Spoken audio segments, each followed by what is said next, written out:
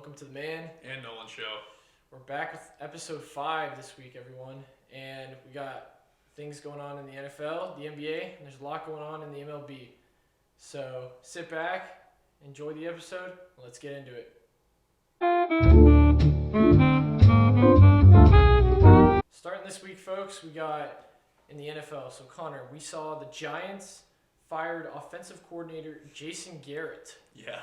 Now, this doesn't come as much of a surprise, I think, to a lot of Giants fans out there and to us, I mean, Jason Garrett, before he took the role with the Giants, he was the head coach of the Dallas Cowboys. Yeah, and they were let's just say they were mediocre or worse. Very many years. Mr. Cowboys fan, you knew. It was a little painful to watch, honestly. Yeah. Jason Garrett is not a dumb guy. He understands the game of football, I think. I think he really does. Yeah. But Jason Garrett, he's not a motivator. He's not a motivator. If you can't motivate players, then you're not going to have an offense. You're not going to have a team. You know what I mean? Yeah. And I remember it was a game against the Saints, I think it was like 2 years ago, that the Cowboys were not supposed to win. And I'm pretty sure it was against the Saints, and we beat the crap out of them. Yeah. The Cowboys beat the crap out of the Saints. And and you saw the locker room footage. My dad was telling me this. He just goes, he was motivating these guys to go out and play some football, man. And it comes down, the Giants, after the Cowboys fired him, and rightfully so, the Giants just suck. They were wicked bad. They're just bad. And they weren't supposed to be. What do you mean? They weren't with Jason Garrett. Jason Garrett, in my opinion, I thought he was going to be great as an offensive coordinator in New York. I really thought he was. Because he's not an idiot. He understands football. You know what I mean? Yeah. He understands the game of football. But I haven't paid too close of attention to what's truly going on in New York right now. But I mean, it just seems like they have a lot of things falling apart. In a sense that they can't get things together. That's fair. You know what I mean? And I think that it does come down to, do you have an offensive coordinator that's giving, that's making things doable for an offense? That's true. Playing more to their strengths. Exactly. Yeah. Are they playing? Is he playing? Is he helping them with their strengths? Is he helping Daniel Jones to be the best quarterback he can be? Is he giving the receivers routes that they can actually run? Is he giving blocking assignments for the line? You know what I mean? That's true. That are fine. And again, I don't know the nitty gritty of it, but this is big news for New York because I personally thought that he would do really good as an offensive coordinator. Well, and that's true. That's true. Right? But also, in his defense, there's been lots of injuries to this Giants offense. Oh, yeah. Lots of injuries. I mean, Saquon Barkley being out last year, I mean, what are you supposed to do when, your best running back is hurt? Yeah. Your star running back, for that matter. Star running back, yeah. And when they don't have that, that number one wide receiver that's there to help out Daniel Jones, and the Giants have been lacking that ever since they traded Odell. I mean, they traded Odell to the Browns in 2019. Mm-hmm. We haven't really seen a wide receiver stand out for the Giants. And I know they just signed Kenny Golladay this past free agency, but he's dealt with his fair share of injuries too. Yeah. There's a lot of guys on that team. As I said, it seems like they just can't get it together. You know what I mean? Yeah. And that's not the front office's fault. That's not entirely coaching's fault. It's not even sometimes the players' faults. You know what I mean? Injuries happen in the game of football. It just seems like there's a lot of bad luck going on with the Giants. It's been since 2016 since they've been in the playoffs? Yeah, 2016. 2016. They have talent on that team. Daniel Jones, I mean, give him the proper weapons, and he's the type of quarterback, I think, that if you're telling him what to do in the ear, if you have a good offensive coordinator telling him what to do, he's gonna do good things. And while that's true, and I do agree with you, Connor, it's just that look at Daniel Jones ever since he got drafted. Yeah. Right. They had Pat Shurmur as their head coach. He didn't do too hot. No. Then they got rid of him. They got Joe Judge. Yeah. one of the many pupils of the, Bill Belichick tree, right? Yeah. And so I gotta say, Daniel Jones having two head coaches, it's very, very unusual. Well, not unusual, but just kind of like that much turnover in your first few years as an NFL quarterback. It's tough. It's really tough. Yeah. So we can't really. I don't think it's fair to say that. There's a lot to put on the Giants, their players.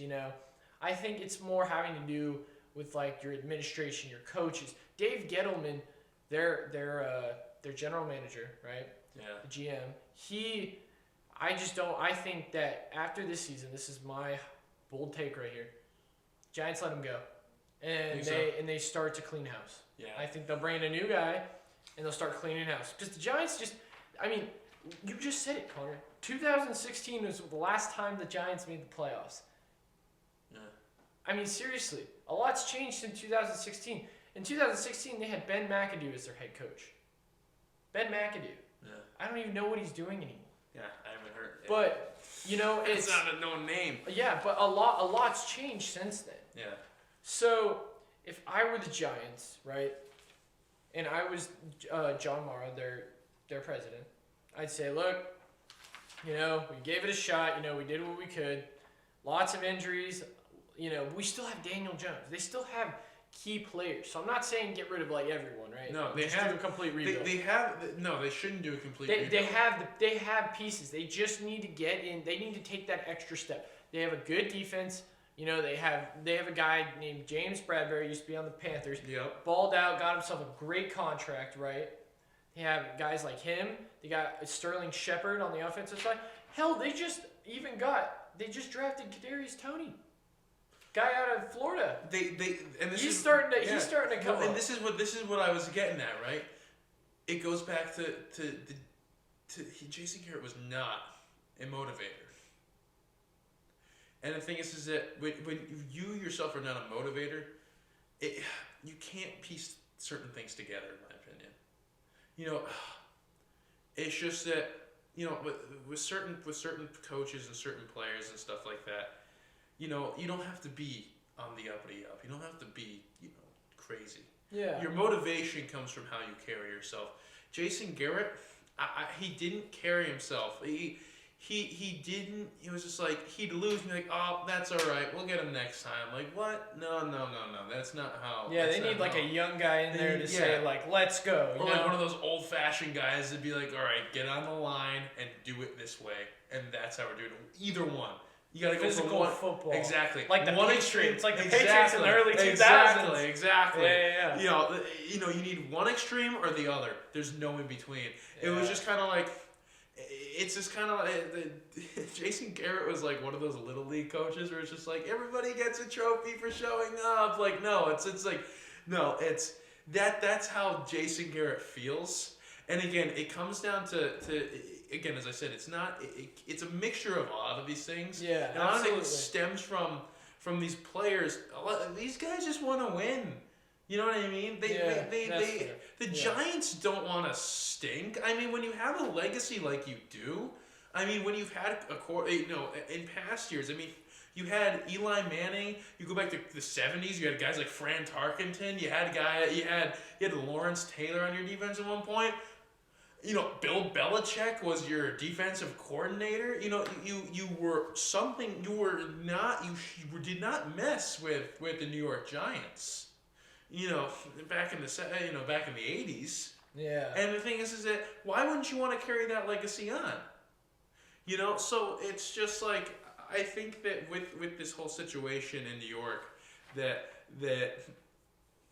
we need to see coaches be a motivator and really start to piece together things in that front office. They said it's not even necessarily front office, not even necessarily coaches.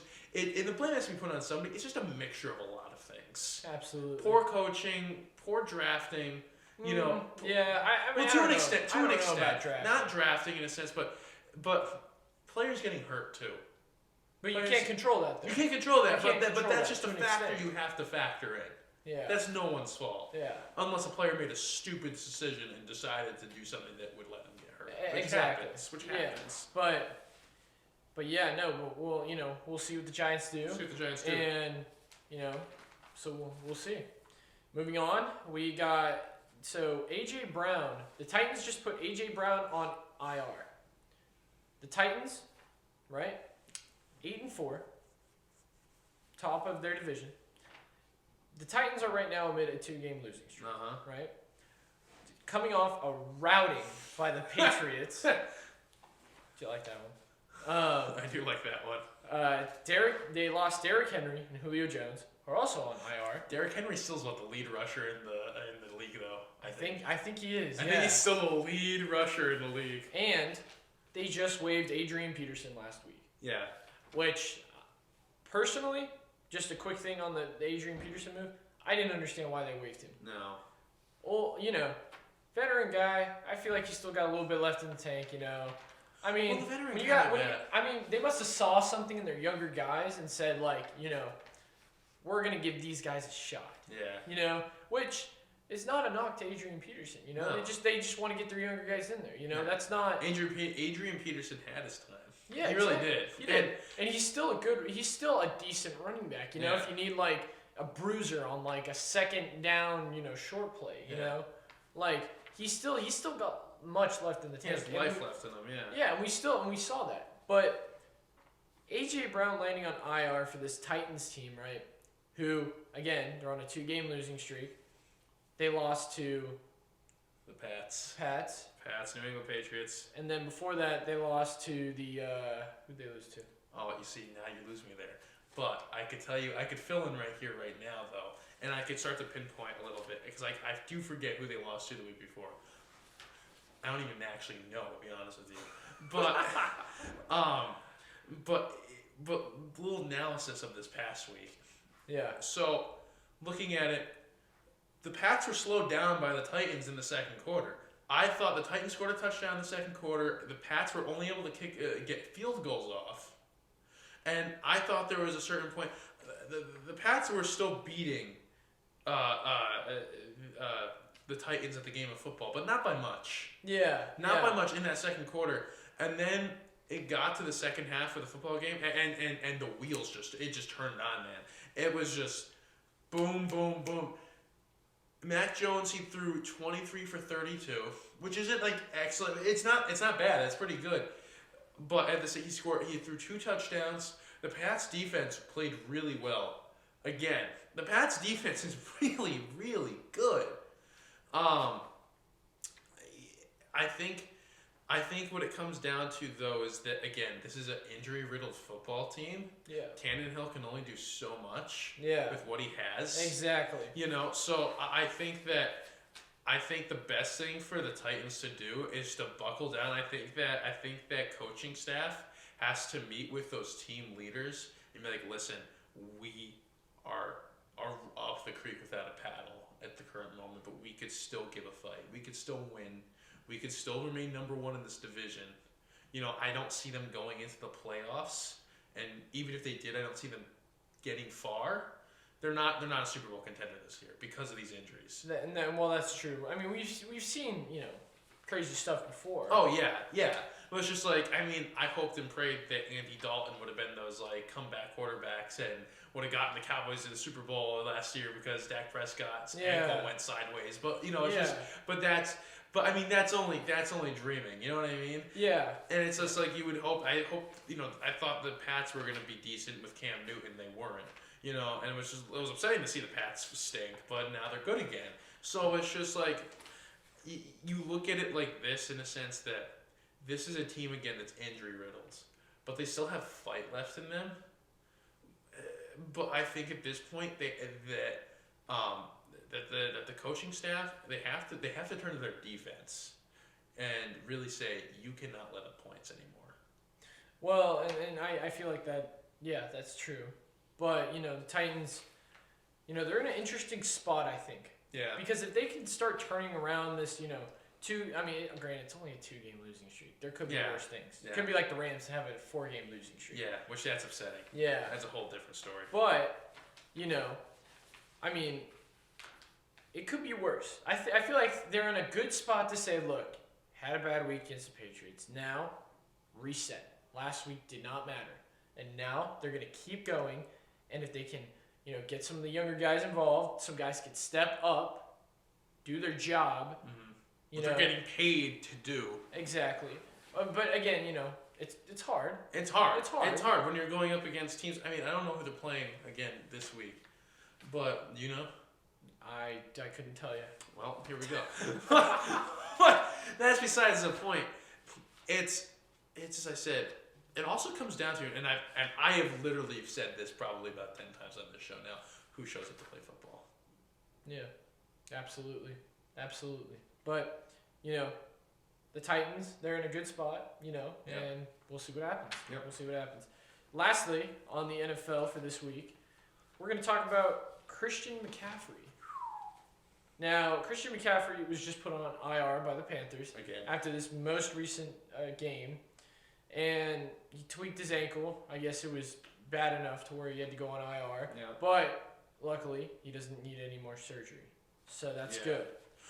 Christian McCaffrey this season already has missed 5 games with a hurt hamstring, and at the end of the season, he'll miss a total of 10 games this season, including the 13 games he missed last season.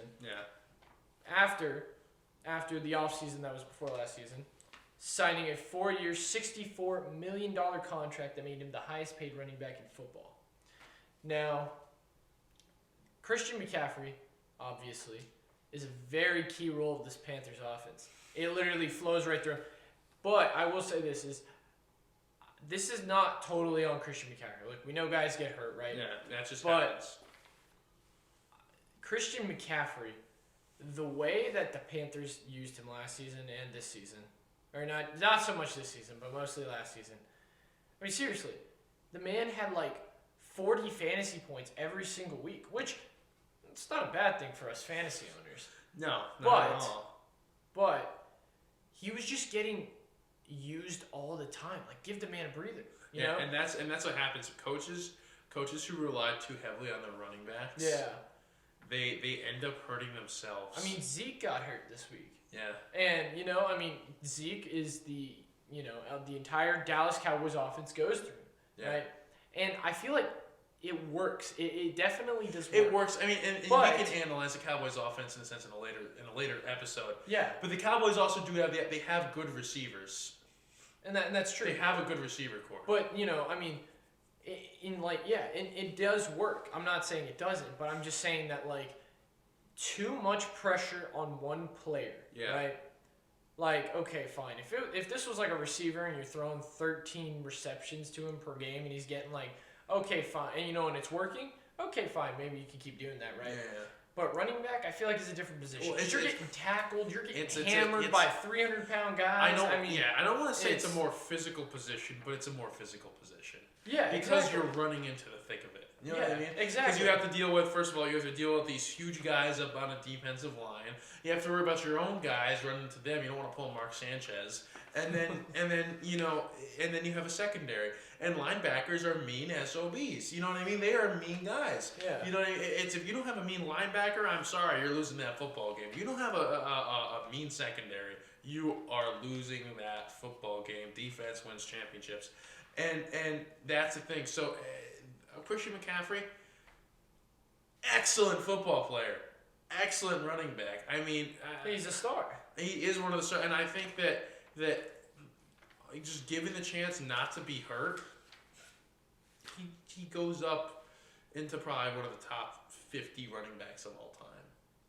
Easily. Yeah. But right now, 2 years into his new contract, you could make the argument that he hasn't really lived up to that, that contract. But it also hasn't been entirely his fault. So I think that if I was him or them, again, the Panthers, right, I'd say, look, just get him healthy, kind of get him back in, and kind of find a way to where you can still use Christian McCaffrey a lot, but also give him a breather, find that number 2 role running back that can just say, all right, it's okay, Christian, we'll give you the next series down or whatever, we'll let you sit down and have a break. Zeke and Tony Pollard. Exactly. And Tony Pollard's a good running back. Or Alvin Kamara and Mark Ingram a few years ago when they were on the Saints. Mm-hmm. It's just these combination of running backs they need to find, and when they find that, I feel like you can get Christian McCaffrey churning again. Oh yeah. So, anyways, we're moving on to the NBA. So what we wanted to talk about in this episode is the Phoenix Suns. Now, the Phoenix Suns are on a 16-game win streak, and they're second in the Western Conference at 17-3 under only the Warriors.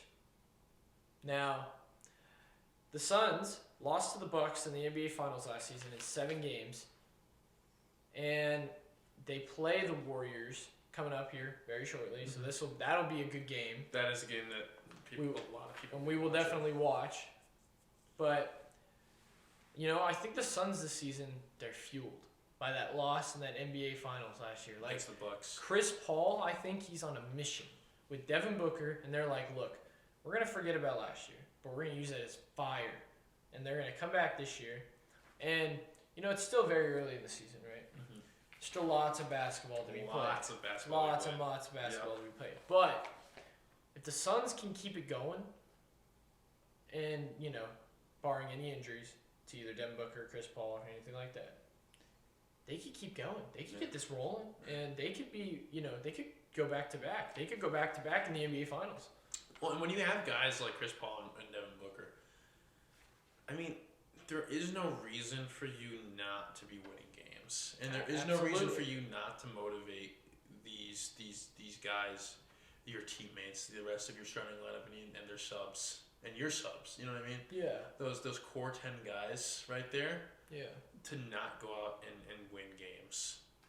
You know what I mean? It's just like, and the thing is that you're using that fire, as you said, to do that.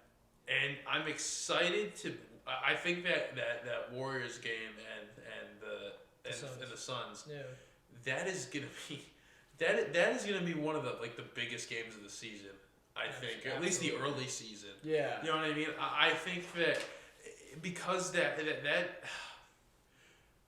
as I said, when you have Chris Paul and you have guys like that, there isn't reasons why you shouldn't be winning games. Unless one of them gets hurt. Absolutely. So. And even then, there should be enough motivation from those guys to really just kind of be like, listen, win. Play basketball. Yeah. You know what I mean?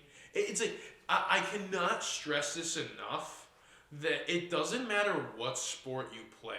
If you show up and you leave it all out on the field, all out on the court, all out on the ice, it doesn't matter. You will win games, or at least even if you lose, the other team will say, "Wow, like I will never forget this game." You know what I mean? Absolutely. Like it's like with football or hockey or any sport or basketball, it doesn't matter. Leave them with a couple bruises on them, man, so that they remember this. That they remember I played the Phoenix Suns. I played this team. Doesn't matter.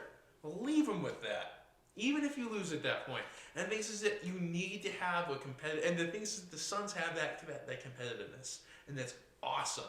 Yeah. And that's awesome. And the Suns need to use this. They could beat the Warriors. I think that they could beat the Warriors if they harbor that competitiveness and just go boom.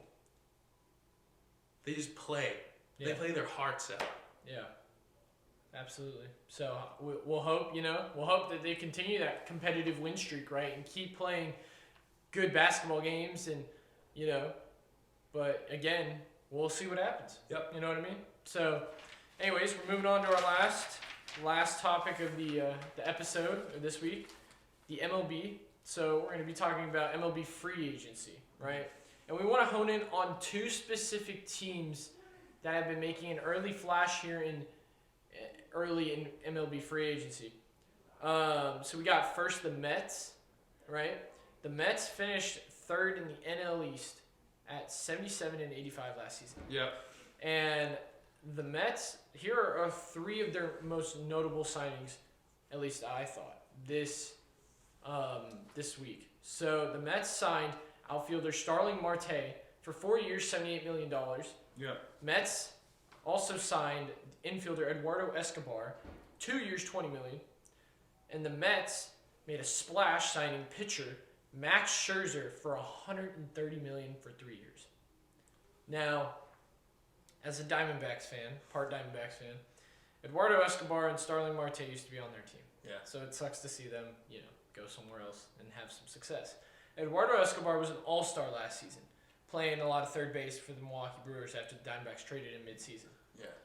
Starling Marte played for the Marlins last season, and he did pretty good. He was pretty average, right? But Did his job. He did his job, Yeah. yeah. But the Mets, they haven't been the greatest team. No.